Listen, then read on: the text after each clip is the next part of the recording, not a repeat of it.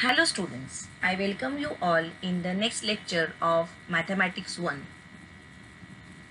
We have started revising chapter number 5, that is linear equations in two variables. For this second semester examination, you will be having only two chapters, chapter number 4 ratio and proportion and chapter number 5 linear equations in two variables. Chapter number 6 financial planning and chapter number 7 statistics is deducted or omitted under the 25% deduction of syllabus because of COVID-19 pandemic.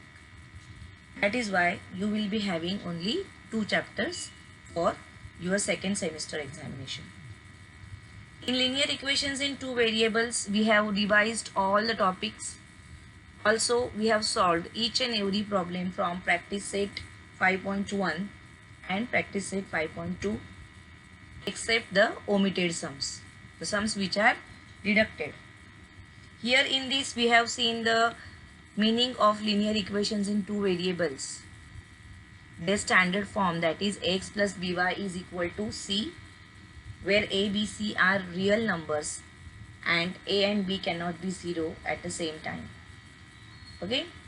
Then we have seen the meaning of simultaneous equations. When we think of two or more simultaneous equations at the same time, and those solutions, if they have a unique solution, that means only one solution, then we say that the equations are simultaneous equations. Afterwards, we move towards the methods to solve simultaneous equations. Here in 9th standard, you are having two methods to solve the simultaneous equations. First method is elimination method by equating the coefficients of any one variable, and second method is substitution method. But again, the second method is omitted here. The second method you will not use here because no questions will be asked on the second method, that is substitution method. If you want to understand it, you have to self-study it. Okay. In the reduction of syllabus, the remark is given as self-study. That means the questions will not be asked for evaluation, but you can study it by yourself. And then we have discussed the word problems based on simultaneous equations. That means the application of simultaneous equation to solve the word problems. Okay. In these word problems, we have seen various types of word problems regarding age, then money transaction, then time, speed and distance, then fractions, in the various numbers, 2-digit numbers, 3-digit numbers, natural numbers. So all these types of problems we have solved here in word problems. Okay. Then we were discussing problem set, and in that problem set we have come to question number 4. From question number 4, two questions were discussed by me in the previous lecture.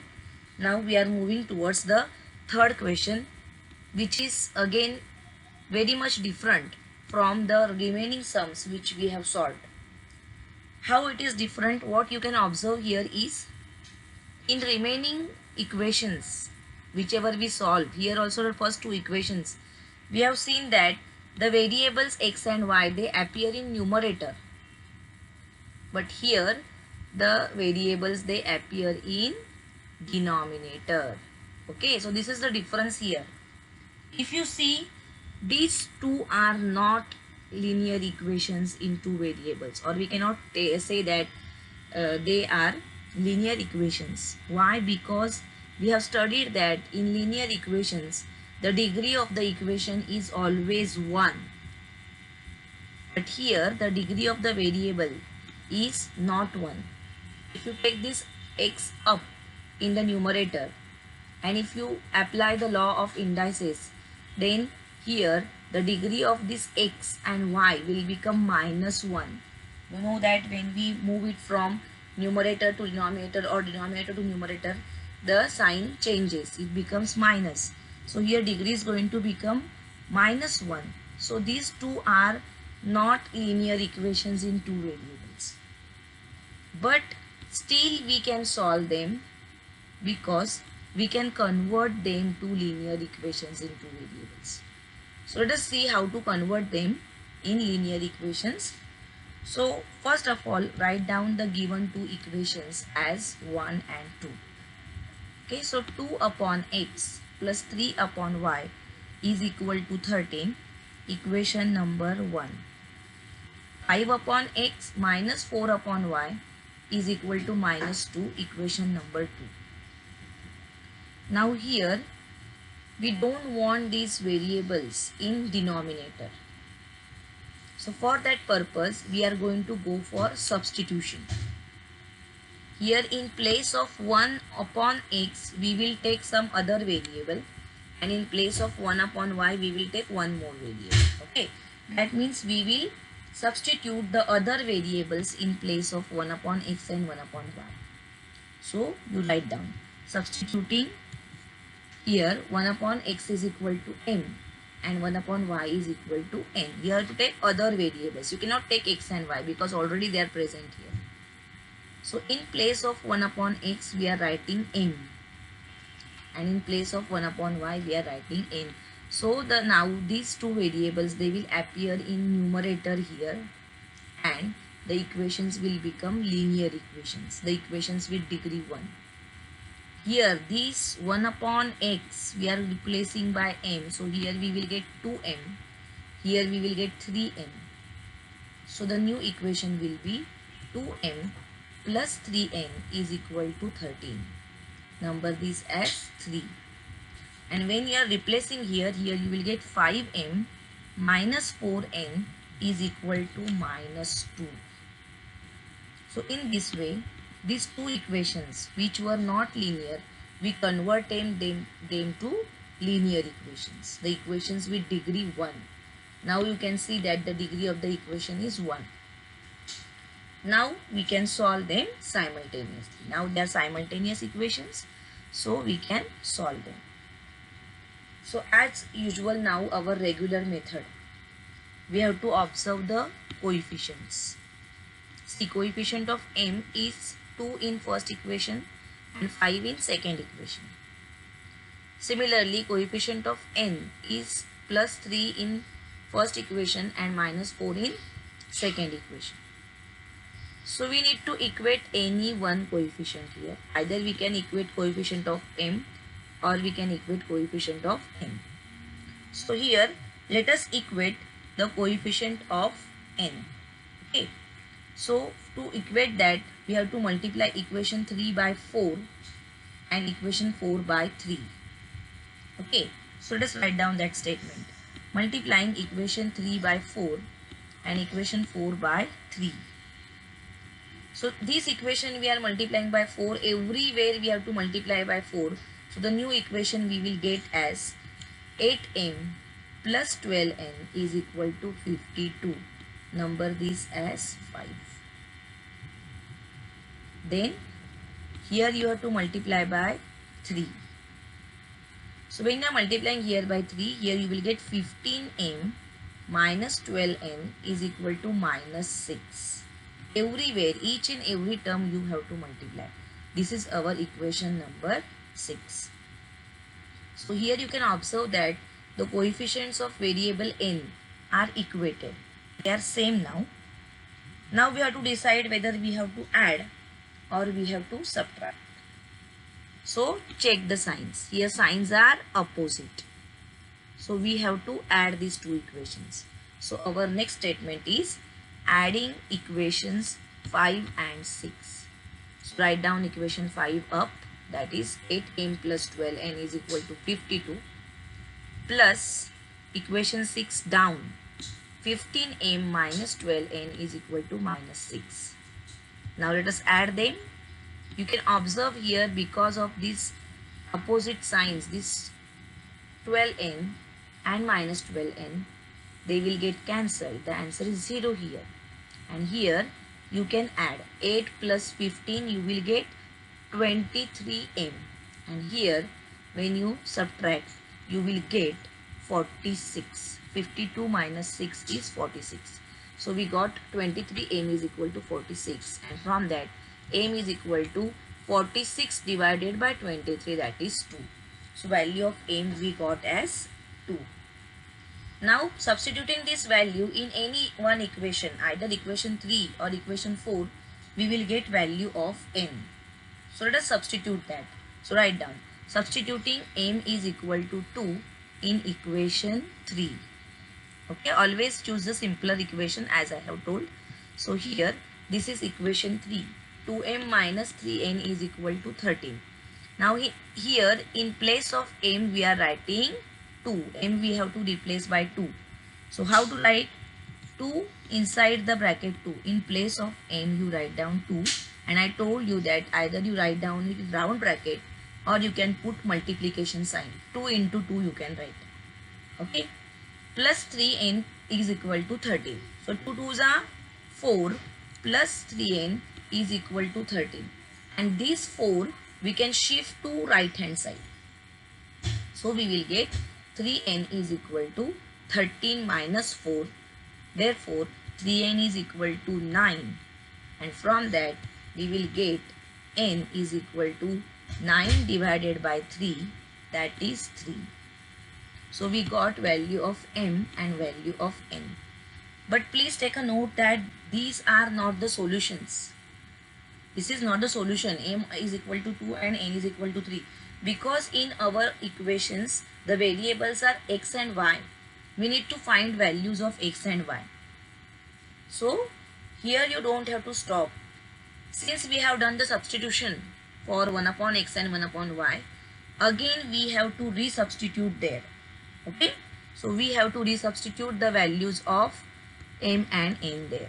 So write down, resubstituting 1 upon x is equal to m and 1 upon y is equal to n. So here we got the values of m and n. Those values we will write here. Okay. So therefore we will get 1 upon x is equal to 2 and 1 upon y is equal to 3. And from that, if you exchange these values or if you cross multiply here, you will get x is equal to 1 upon 2 and y is equal to 1 upon 3. In this way, we have found out the values of variables x and y. And the equations which were not in linear form, we reduced them to linear form and we got the values of the variables. Finally, don't forget to write down the answer. That 1 upon 2 and 1 upon 3 is the solution of the given equations. That means value of x is 1 upon 2 and value of y is 1 upon 3. Okay, this is the solution. Okay, so I hope you must have understood this sum, which was different from the remaining sums. Now after that, the word problems 5, 6, 7, 8, 9 and 10. All these word problems are omitted. Take a note of this. These word problems will not be asked for evaluation. Okay, they will not come in the exam. Now let us go towards the last sum of this problem set. Okay, here the last question is given in the form of activity. You know that in our paper pattern, question number 2 and question number 3A both are activity based questions. Okay, so such questions they can be asked here in question number 3A. That means the flowchart will be provided or the answer will be given in the form of fill-ups and you have to complete that activity. So let us see what is the activity here. Find the fraction. You know that fraction means it is having numerator and denominator. Fractions are always in the form of p upon q, where q is not 0. That means denominator cannot be 0. So here they have told that take the numerator as x and take the denominator as y. Variables are given. Afterwards, you know that in every word problem there are two conditions. So here also two conditions are given. This is first condition and this is second condition. By using those two conditions, we have to frame the equations. But equations already they have given. But now I'll make you understand that how this equation has come. So let us read the first condition.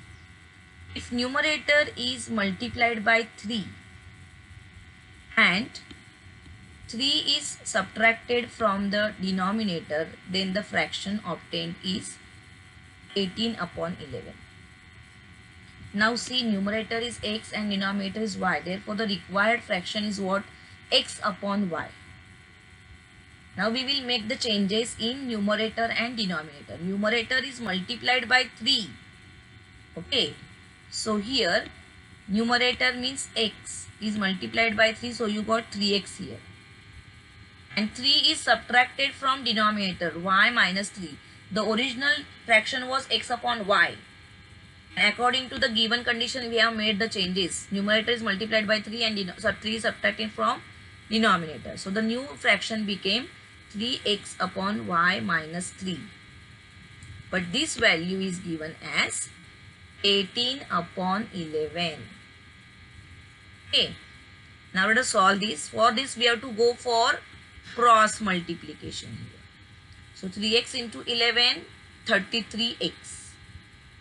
And y into 18 is 18y minus 3 into 18 is 54.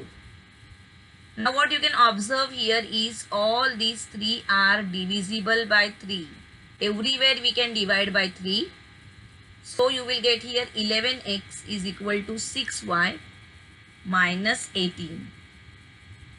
But this equation is not in standard form. So to bring it in standard form, we have to do certain changes. So 6y from this will shift to LHS. So 11x minus 6y is equal to minus 18. Equation number 1. You can see, check here. But here this 18 we want on right hand side. 18 we want on right hand side. So I have taken it on right hand side, that is minus 18. This is equation number 1. Now let us read the second one. If numerator is increased by 8 and denominator is doubled, then the resulting fraction is 1. Original numerator is what? X, and increased by 8 means plus 8. So the new numerator will be x plus 8 and denominator is doubled means it will become 2y. So the new fraction is this way. X plus 8 upon 2y.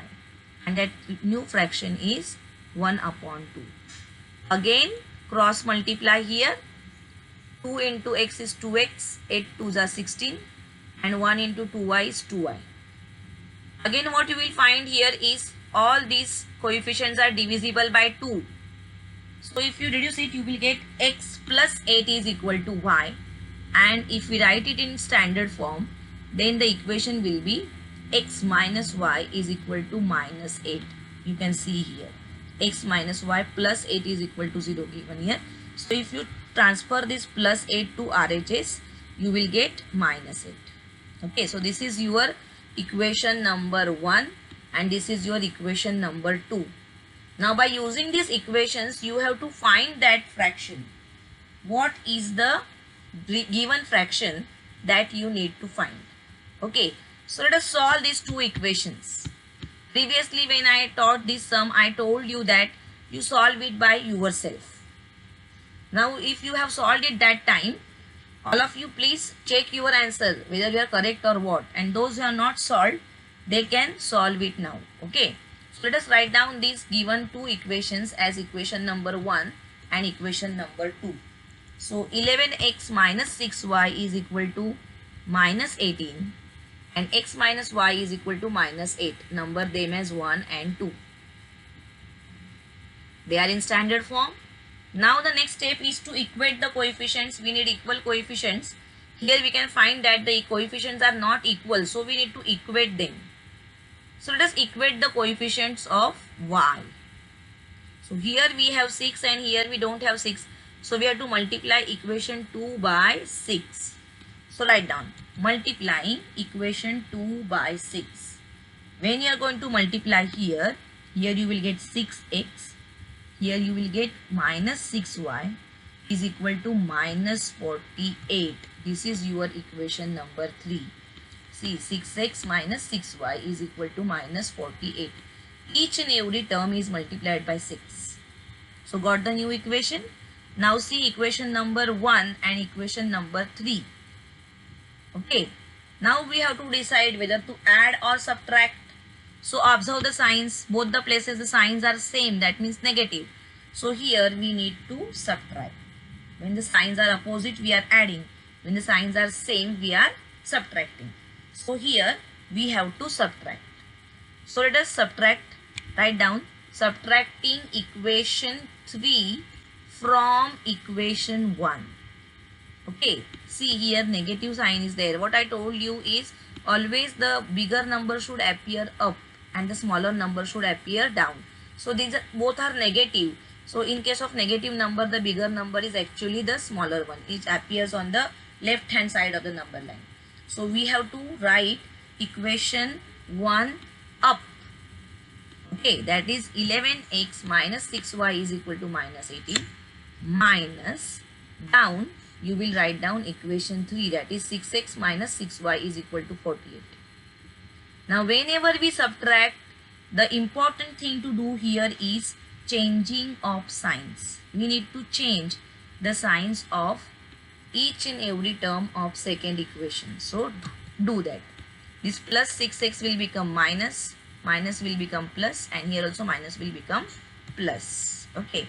So here now see 11 minus 6, you will get 5x here, and this minus 6y and plus 6y will get cancelled, and 48 minus 18, here you will get 30.